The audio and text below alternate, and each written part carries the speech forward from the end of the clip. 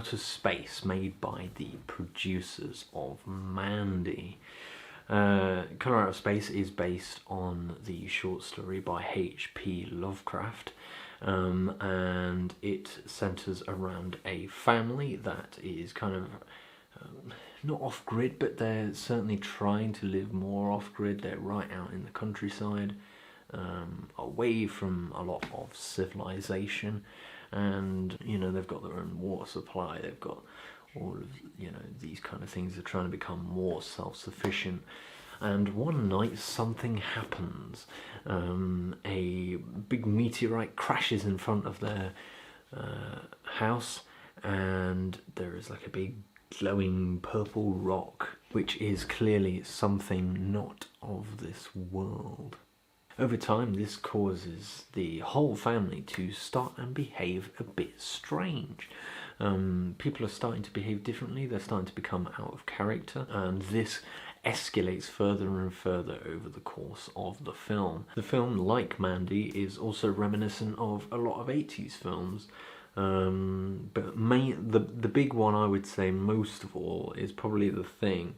It follows a lot of the beats from The Thing, and there's a particular scene in the movie that as soon as I saw it I was like, that is like straight out of The Thing. But despite that, it's still a very, very good film, and I certainly really enjoyed this film. It's something that plays right into the kind of stuff that I'm personally into. It's like a sci-fi horror. At first it's a bit of a slow burn. It takes a while to get going a bit, but it's trying to establish all these characters and the way that they behave for later on in the film when there is a shift. This is a film that is, to some people, quite polarising. Some people hate it because of all of its influences and the similarities to The Thing, but I personally really like it. I think it offers a really good, entertaining watch, particularly during this time period. I think, once again, Nick Cage does really well in this film. He's not as kind of over the top and Nick Cagey as usual. He has a few moments in this movie, but it's not like Nick Cage at Dial 11. He's not as mad as normal. The film itself is quite a dark film, of course.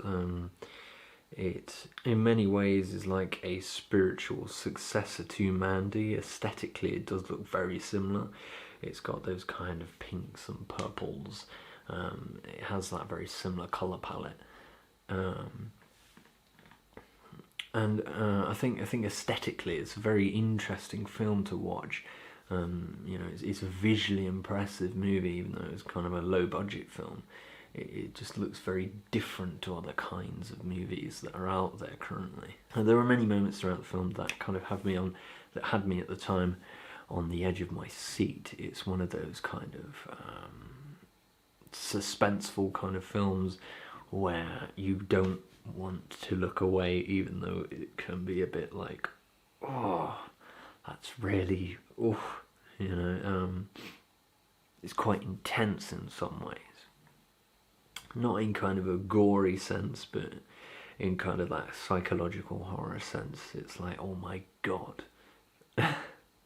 What would I give the film out of 10? I would say it is a solid 8 out of 10, I would say. I don't think it's quite as good as Mandy. I think Mandy was something totally out there, something totally different. And this feels like a more mainstream successor. But it's certainly a worthy watch. Tune in next time where I review the 1995 huge blockbuster film that was Waterworld. A bit of a controversial one, to say the least. So tune in to see what I think. See you next time.